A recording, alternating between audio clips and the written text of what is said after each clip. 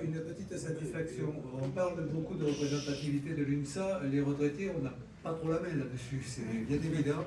La seule chose qu'on puisse faire, c'est valoriser la marque UNSA. UNSA comme syndicaliste humaniste. De ce point de vue, on a une petite satisfaction à l'UNSA retraité. On a été nommé dans une dépêche de l'AFP cette semaine et dans un article du magazine Alter Eco sur un sujet qu'on avait traité un petit peu en amont des autres organisations syndicales. Il s'agit de l'abattement fiscal de 10% des retraités. Et là, ça a été un petit peu l'UNSA contre les autres syndicats, et on a été posé de façon plutôt favorable grâce à l'originalité de nos propositions. On va remercier quand même Dominique qui nous a fait un petit peu la promotion de nos articles, ça a un petit peu aidé. Voilà, ça c'est un point de satisfaction, donc c'est la marque UNSA qui avance de ce point de vue-là. Après, je vais aborder un autre sujet et on va être raccord, on ne s'est pas concerté du tout avec Morgane, mais je vais prendre la suite de ce qu'elle disait sur le point de la question des retraites des métiers de la première ligne. On a 328 000 femmes qui ont liquidé leur retraite de base en 2024. Je vais vous assommer de chiffres, mais tant pis. La retraite moyenne de ces femmes, elle s'élève à 772 €. C'est 104 € de moins que celle des hommes qui ont pris la retraite dans les mêmes conditions. Leur retraite, elle est inférieure de 5,3% à la moyenne des retraites du régime de base. Elles partent à la retraite plus tard que les hommes. Elles ont validé plus de trimestres que les hommes. Et sans surprise, sur 10 retraités, 7 femmes liquident leur retraite au titre du minimum contributif. Ça veut dire qu'elles partent obligatoirement à 67 ans. Donc on a été interpellé au niveau de l'UNSA retraité en se disant que si elles pouvaient partir un petit peu plus tôt, ces femmes qui sont un peu cassées, ce sont les caissières de supermarché, vous savez, qui ont des orthèses au poignet à force de soulever des paquets, ce sont les personnels d'aide à la personne qui ont les reins cassés à force de soulever des gens dans des maisons qui ne sont pas équipées pour. Ben, ces gens-là, si on pouvait abaisser l'âge du taux plein, par exemple, à 65 ans, ça leur arrangerait bien la situation. Ce sont des gens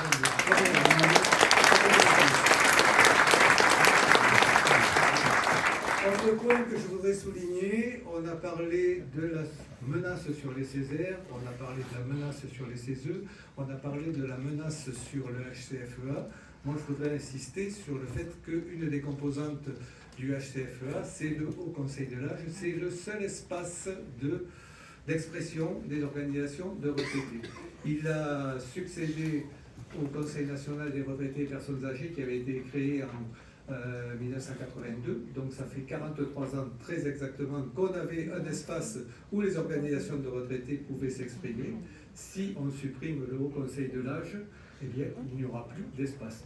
Donc ça devient un petit peu compliqué, et là aussi, quand on regarde la liste des contributions qu'avait apporté cet organisme, c'était loin d'être négligeable sur les questions de prévention de la perte d'autonomie, de lutte contre l'agisme et autres. Je voudrais, dans notre actualité, vous souligner également un point important. On avait parlé lors du Conseil national de la dernière fois du baromètre des retraités de l'UNSA. Donc on l'a concrétisé avec 2366 réponses collectées très exactement. C'était peu, mais c'était suffisamment efficace pour communiquer. On a préparé, et on l'a finalisé hier, la nouvelle édition du baromètre qui sortira donc pour le 22 septembre de l'année prochaine. On va continuer et on compte sur vous pour nous aider à faire la promotion de cet outil. On s'est aperçu que, en analysant certains points de vue, et je reviendrai sur la situation des femmes particulièrement, en isolant la problématique des femmes retraitées, on pouvait sortir des arguments fort intéressants. Certains d'entre vous ont utilisé les outils qu'on a mis au point à partir de l'exploitation du baromètre, notamment pour la journée du 8 mars, et ils en ont trouvé apparemment leur compte. Donc on peut vraiment utiliser ces outils. Nous, on travaille vraiment pour vous, de ce point de vue. Voilà, donc autre point que je voudrais souligner, nous, à l'UNSA retraité, on a un petit peu de l'expérience, on a quelquefois été protagoniste de la fondation de l'UNSA, et on est assez intéressé par l'histoire du mouvement syndical dans sa globalité, ce qui nous amène à avoir des réflexions sur des thématiques qui peuvent vous concerner, vous, en tant qu'actifs. Notamment la question de la retraite par capitalisation. Monsieur Patrick Martin, patron du MEDEF, qui ne nous aime pas beaucoup, et c'est un petit peu réciproque, et on ne l'aime pas trop non plus, nous avait lancé l'idée de la pertinence de la retraite par capitalisation. À l'UNSA Retraité, on a pris nos dossiers, on a regardé un petit peu, et on s'est demandé pourquoi les salariés de la première moitié du XXe siècle étaient totalement remontés contre l'idée de la capitalisation. Ils avaient expérimenté, et ça ne leur avait pas donné une image très positive du système des retraites de l'époque. Ça s'appelait les retraites ouvrières et paysannes.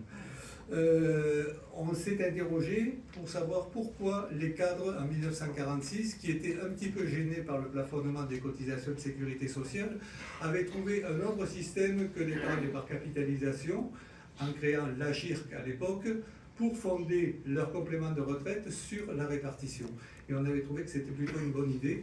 Donc, à un moment où on est en train de nous expliquer que la capitalisation, c'est la meilleure des solutions, nous, on a essayé de vous fournir quelques arguments puisés dans l'histoire et dans la technicité, que vous pouvez trouver sur notre site, qu'on a mis sur l'UNSAMAG. Et donc, regardez, ça peut vous intéresser sur les arguments apportés ici ou là. Voilà. Donc, un dernier point pour nous situer dans le cadre européen. Pour conclure, donc, un mot sur l'Assemblée générale de mi-mandat de la Fédération européenne des retraités et personnes âgées. Elle va se dérouler à Paris les 13, 14 et 15 mai prochains, à l'invitation des organisations de retraités françaises. Et je salue ici, c'est bien commode, il n'y aura pas à rougir parce qu'il n'est pas là, Jean-Marc Schaeffer, qui est membre du comité exécutif de la FERPA et qui a été la cheville ouvrière de cette organisation. C'est l'UNSA qui a servi de support financier à son organisation. Donc on a été au premier rang de cet élément de constitution. On aura 100 militants syndicalistes retraités européens à Paris. Ça vaut le coup de savoir que l'UNSA était partie prenante dans cette action. Voilà, je vais conclure peut-être en prenant une idée de Joëlle Mourton dans sa rédaction, puisqu'elle milite aussi à la FERPA. On peut parler des langues différentes en Europe, mais exprimer les mêmes revendications d'une seule voix au cadre de la FERPA. Je vous remercie de votre attention.